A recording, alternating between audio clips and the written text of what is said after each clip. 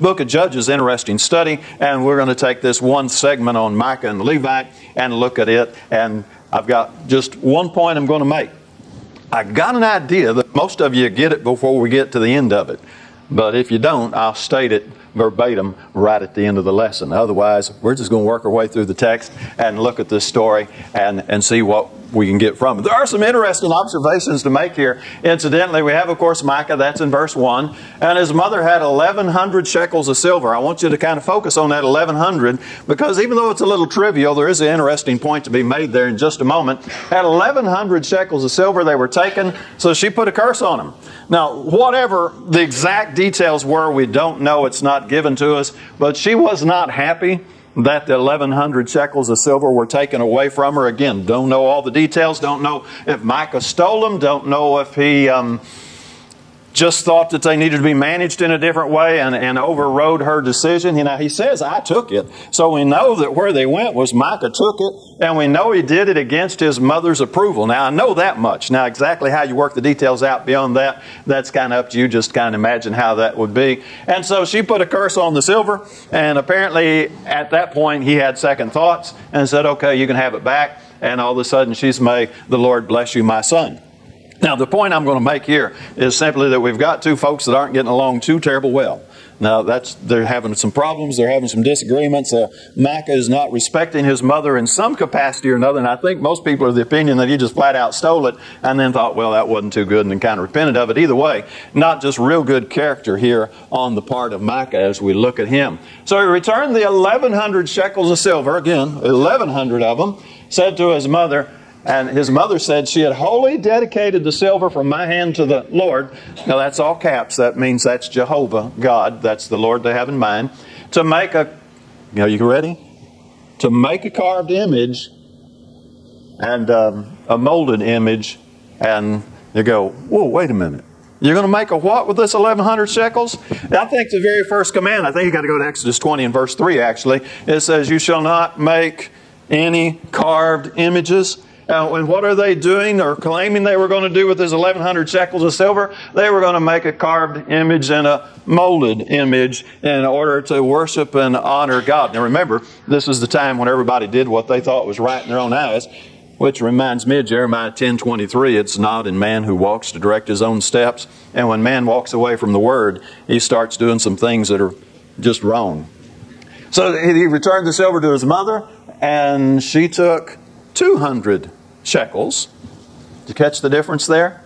And gave them to the silversmith, and he made a carved image and a molded image. Now, didn't they just say, let me back up here, that they were going to take, I had wholly dedicated the silver from my hand to the Lord. They were going to take all the 1,100 shekels and do something with it. And now we're down to 200 shekels that we're doing something with. And it's just a minor little point, but it's the integrity, the sincerity. At one time they're saying, I had 1,100 shekels. I was going to dedicate this to God so we could make a carved image and a molded image. And now here, take 200 of it and go do that. That's not real sincere, honest people, is it? There's something going on here that, again, is not articulated in detail, but you can see that these aren't really the people that you want to be dealing with. So Micah had a shrine. He made him an ephod, which is generally considered the little linen thing that the guys would wear, the priest, and then the household idols, and he consecrated one of his sons. Now, that's interesting, because Micah is not of the tribe of Levi. Later on, he's going to get a Levite, and then he's going to think he's really got something going on, but he decides in his own mind that after he makes his own ephod, and after he makes his household idols, again, be thinking Exodus 20 and verse 3, thou shalt not make any carved images, but he's doing it anyway. And then we know that the Levitical tribe, the Levite tribe, was the priestly tribe, but he's decided, oh no, we'll have my son be one of them who became his priest. And again in verse 6, we have that idea that we began with. In that day there was no king, so everybody did what was right in his own eyes. And so what we have is a man here who has some religious interests, which is very common in society. A lot of folks have religious interests, and decide that he will approach God on his own terms, which again is very, very common in our society. A lot of folks are going to approach God on their own terms. Now, of course, we would disagree with that, and rightly so, but nonetheless, that's nothing new. It's been going on for a long time. Now, there's a young man from Bethlehem of Judah, family of Judah. He was a Levite, and he was staying there. And he departed from the city of Bethlehem to Judah where he could find a place, and they came to the mountains of Ephraim to the house of Micah as he journeyed there. So now Micah's got him a shrine set up. He's made him an ephod, some molded image, a carved image, some household idols. And now, as may I say, as luck would have it, a Levite comes along, because a Levite was a good thing to have come along, especially when you were trying to serve Jehovah God. So Micah said to him, "Where do you come from?" He said, "I'm a Levite. I'm on my way to find a place to stay." And Micah said, "Well, dwell with me and be a father and a priest to me, and I'll give you 10 shekels of silver per year, a suit of clothes, and your sustenance." So the Levite went in. Now, I know it's a little point, but it's a departure from Scripture. How did God set up for the Levites to be provided for? That was your whole tithe thing. The whole 10% of everything was to come to the temple, and the Levites were to be supported by that. How are they supporting? Well, they've got an annual salary set up here and a couple other provisions. And of course, now he's not being a priest to the people. He's being a priest to that one particular family. May be a little beyond the community there. It's a little hard to say. I would suppose so. But again, it's a departure from the Word of God. And this, I think, is all something that you need to keep in mind. And so the Levite was content to dwell with the man. The young man became like one of his sons. So Micah consecrated the Levite, and the young man became his priest, and he lived in the house of Micah. So they had just their happy little community going on there. And look at verse 13.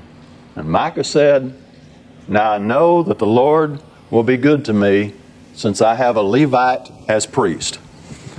Now right there, you got to stop and go, wait a minute, what are you thinking? I know God's going to be good to me because I've got a Levite as a priest.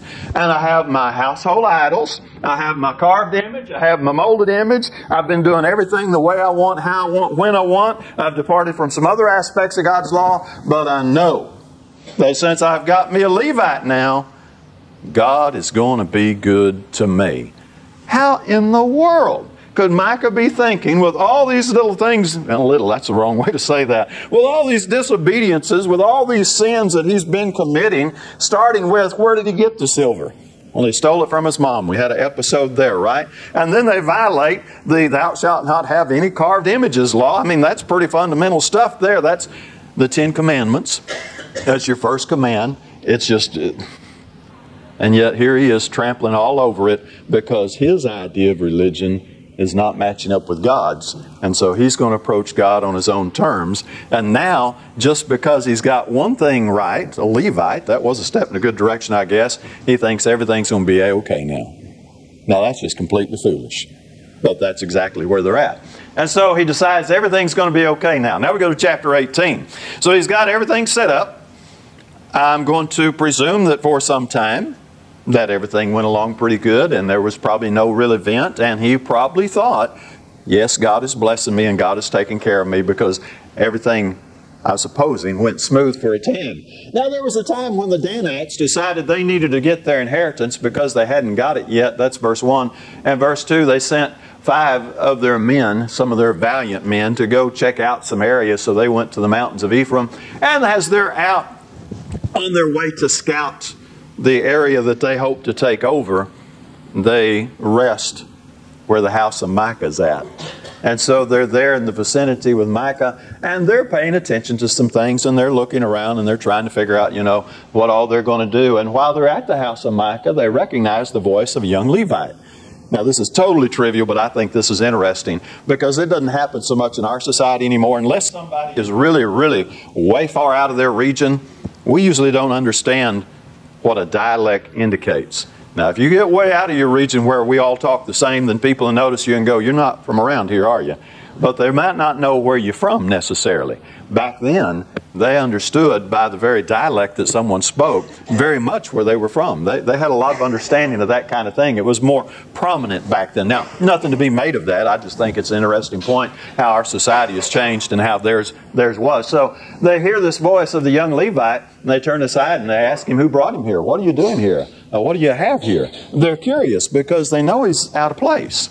And so they're asking questions, and they find out that he's a Levite and that Micah's hired him to be there and be a priest for him. And so they say, "Well, you're a priest, ask God if everything's going to go okay for us. And the priest tells them to go in peace, that God's going to be with them. Now, did the priest really know anything? I'm of the opinion that he did not. But prophets and priests were all the time conferring blessings upon people, because it was just kind of the kind thing to do. Also, if you did not confer that blessing upon folks, in a lot of cases they would beat you up, imprison you, or kill you if they didn't like the message you delivered. They put a whole lot more stock in what the priest or the prophet said about their upcoming events than what we do.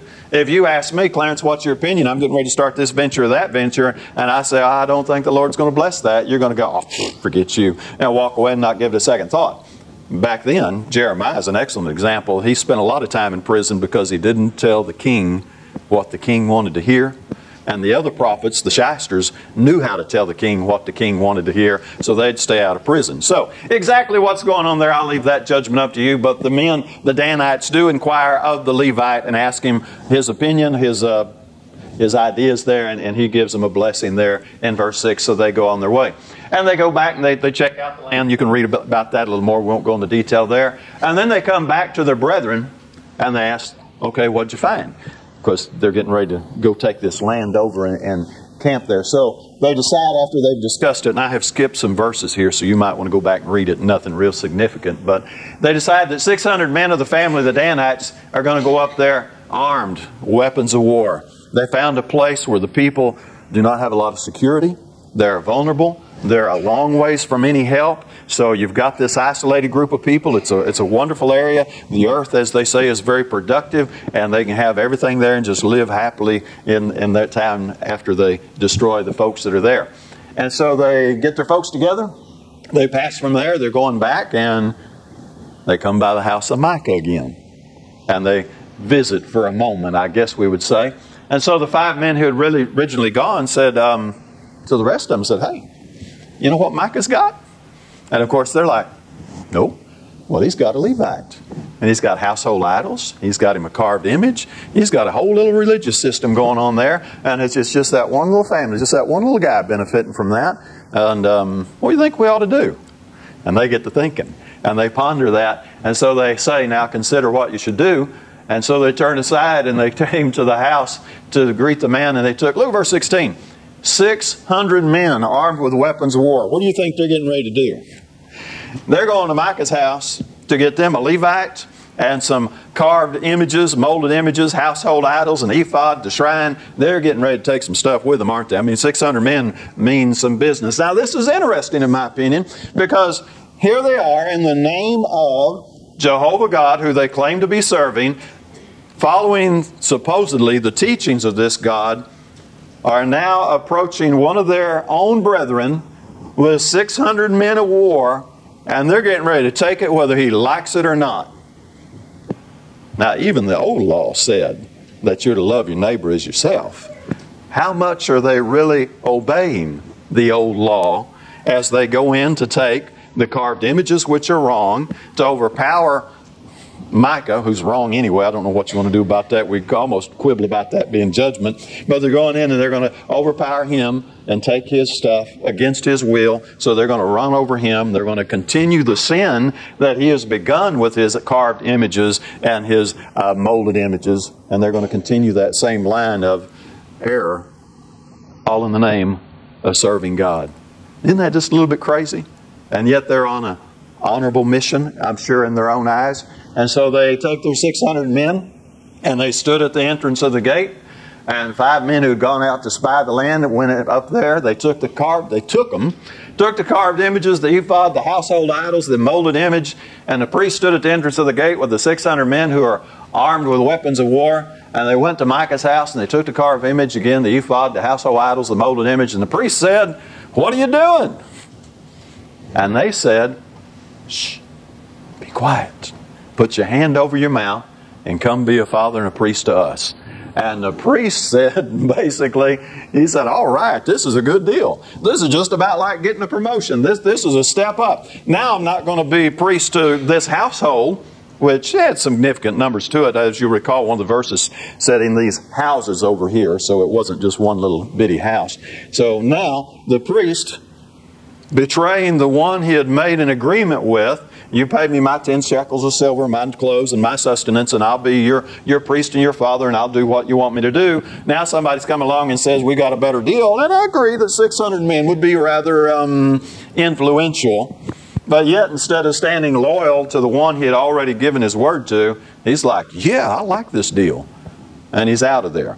Now, I don't know about you, but I don't call that high integrity or loyalty or honesty or anything along that line. So I've got a story that starts off with stolen silver that was dedicated to the violation of the first of the 10 commandments, that no other gods before me, no carved images. And it just gets uglier and uglier and uglier. And now, as you recall, chapter 7 ended with, I know God's going to be good to me. And the reason I know God's going to be good to me is I got me a Levite. Now, how is that working out for Micah right about now? This isn't working out too good for Micah, is it? Because while he's got his Levite and he's got everything based on his own wisdom, actually, he's getting ready to lose a whole lot of stuff and some value. And I think it's kind of interesting when we say you reap what you sow. And that'd be Galatians 6, verse 7 and 8. There he is. He's a thief in the beginning, and now the thief is being robbed. Now, whether that's an exact fulfillment of a Galatians 6, 7, 8 or not, we can talk about that later. But I think it's kind of interesting, as Moses said, be sure your sins will find you out. And Micah's finding that out exactly. So they take everything that he's got and they head on down the road. Now, Micah comes home. He's not there at the time, so I'm skipping a couple of verses, but he comes and he decides, hey, this ain't right. He doesn't realize how big the crowd is that's already come by and taken everything, so he gets his guys together. Which tells us, incidentally, that it wasn't just him and his mama and 3 people living there. He had some people. He had some servants. He had some men. Had some security. And he was able to get them all together and whoever else in the community he might get together. And they chased down the Danites. And they asked the Danites, why have you taken my gods, which I made? Interesting, huh? And the priest, you have gone away. And now, what more do I have? How can you say? What ails you? Of course, they had said in the previous verse, why are you following us? Isn't that a nice, innocent little way of doing that? They knew why. And he said, the children of Dan said to him, don't let your voice be heard among us. Otherwise, give it up, buddy. You can't win this fight. And so, after they had the little discussion there and they threatened to, we'll fall upon you and you're going to lose your life, not just your other stuff, he saw that they were too much for him. And he went back to his house. And it was over. Now, the rest of the chapter, there's a little bit of a paragraph there that talks about them going on into the land, and they defeated the people that were in the land, and they set up their place there, and they set up the household idols, and they set up their own little priesthood there. And I find it interesting. I should have put it up here, and it says that's the one that was in Shiloh until the time of the captivity. Now, we've got 2 stories. Now, they're both very similar, only on one time we've got Micah and a smaller group of people. They set up a disobedient, a sinful way of worshiping God, and look where it went. And they ended up losing everything that they'd set up, and I think that was probably proper. And now we come over to these people at the house of Shiloh, and they set up that same worship on a bigger scale. And while they did maintain it longer than Micah maintained it, they led themselves into the time of captivity. Now, the point that we make is very simple. You simply cannot serve God in disobedience. You can't have error, a pound of error and an ounce of truth, and expect God to be happy. You can't direct your own steps and expect God to be happy. You can't walk in sin and do what you want to do in your own way and expect God to be happy and truly bless you. Oh, Micah said, oh yeah, I've got me Levi. Surely God is going to bless me now. And God said, no. And I'm sure the Danites thought, we got us a Levite and we got us all the symbols of religion. God will bless us now. And in the long term, they ended up in captivity. When we don't do God's thing God's way, worship God according to His Word, we end up in captivity. For you and I, in the New Testament dispensation, that means eternal condemnation. That means eternal hell. When we don't do it God's way, we're in trouble. And that's the only point I want to make. I want you to look at that sometime when you're reading through it. It's an interesting story, and most of us kind of breeze through it. The reason it got to my attention was because Harold Hancock did an article on it in a bulletin, and he and I talked about it. And I said, you know, I don't know that I've ever seen that before. And he said, well, you know, I didn't either till one day I was reading it, and I thought, you know, that's kind of interesting. Why in the world did he think God would bless him? And I think there are times that you and I need to ask that same question. Why in the world should God want to bless us when we're living sometimes in willful disobedience. And he's not. It's just that simple. So as we close, we simply ask, are you really doing what God instructs you to do? If you are, stay the course. That's what you're supposed to do. But if you're living in some willful disobedience, why in the world would you expect God to bless you? And the answer is He's not. It's time to make a change. If that change involves public action on your part, we're here to help any way we can. While together we